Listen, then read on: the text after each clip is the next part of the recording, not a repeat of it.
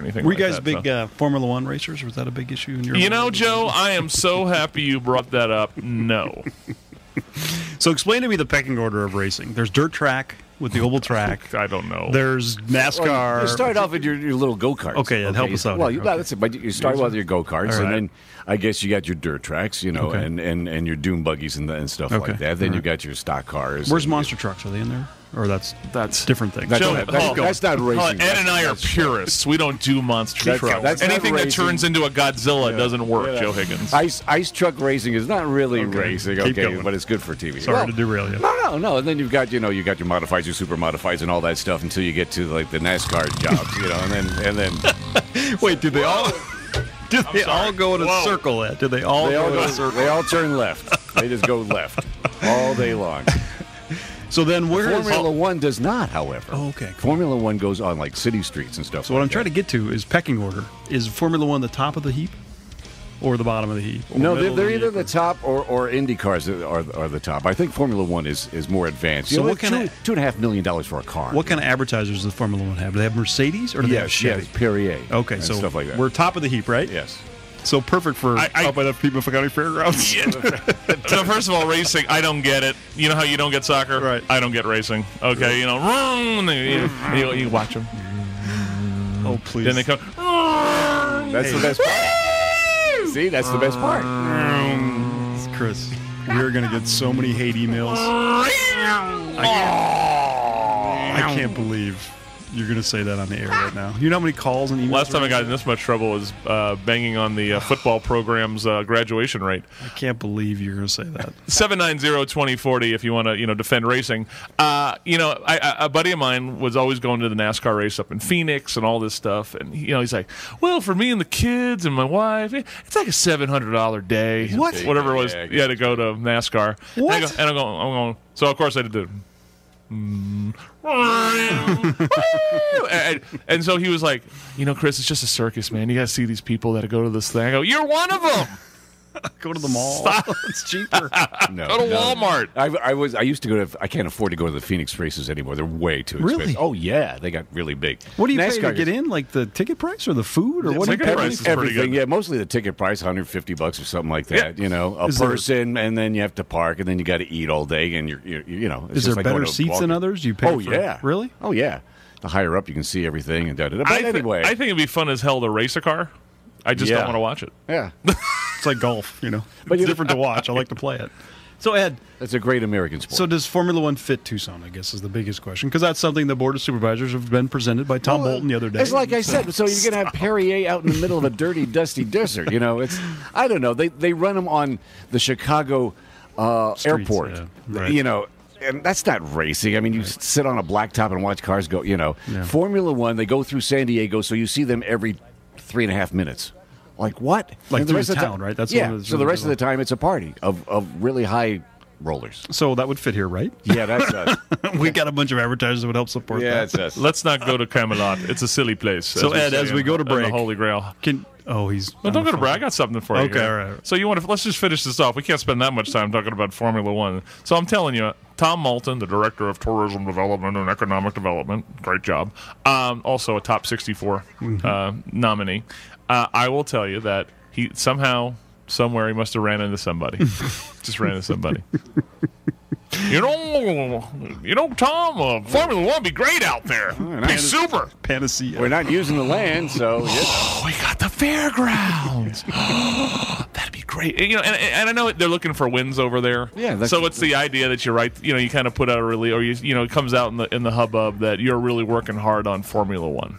It's like Joe and I are working hard to score Bieber at the Arizona Stadium. Right. It's nice to talk about. Bieber's going to be on a rocket ship. I don't know if you heard that or not. Hey, let me ask you just some history questions here. Ed, I want you to take us out when you go out in your radio voice for Hold the Edge in the car, right? Because you got that voice for the car announcer at a Formula One race rate.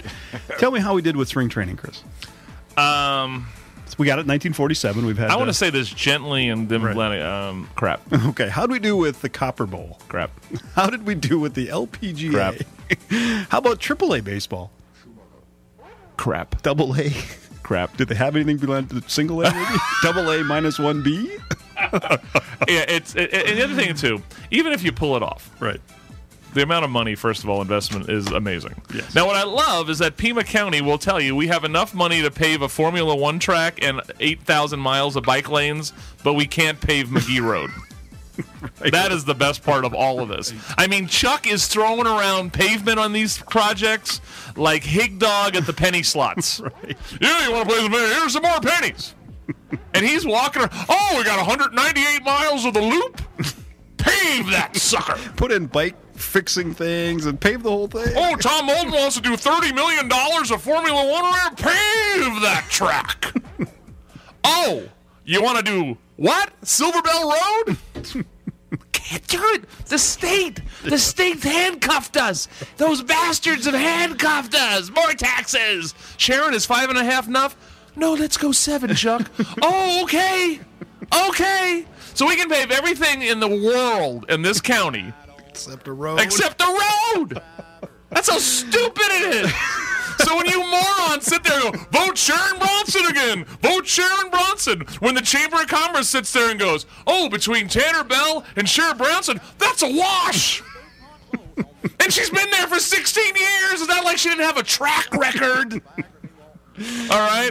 You know, when the chamber says, oh, Fernando Gonzalez, a guy with 80 employees, and Richard Elias, who basically doesn't do anything, okay? That's a wash. Really? It's a punt. You know? So you keep electing or not even fighting against the people who say, oh, everyone, your silly little op-ed. Oh, the roads are so important. Oh, economic development. I need roads. Oh, Tom Moulton, what do you need, buddy?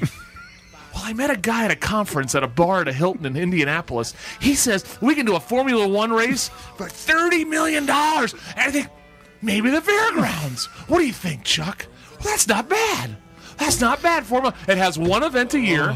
We have no way in hell would those people ever want to be here, like the advertisers. They got to fly in. They got to go through Kandahar to get to a hotel. So we got that. So yeah, let's pay $30 million a track. Oh, what else we got here? The guys from Grey's Anatomy's coming. Oh, thank God we have 191 miles of loop that we get to, and they're just beautifully paved. You forgot about the mural on the building we can't fill. We got back alleys of neighborhood association presidents. We can pave those too. So we can pave tracks, back alleys, bike lanes, but we can't do a damn road in the entire town. Do you get how messed up this is? This is like beating on crippled squirrels with a killer whale driver. Tee him up, baby. It's a fastball across the middle right there, buddy. Wake up, Tucson. You're on 1030. Boy, another Mike. He blew that one out. Whoa, Ed, take us off the edge, man. This Saturday night, a quarter mile of fire-breathing, chest-pounding, door-to-door action on the quarter-mile hard desert east of Tucson. We'll sell you the seats, but you'll only need the edge. Traffic in the city turns my head around. No. Wake up, Tucson, with Joe Higgins and Christy Simone on 1030 KVOI, The Voice.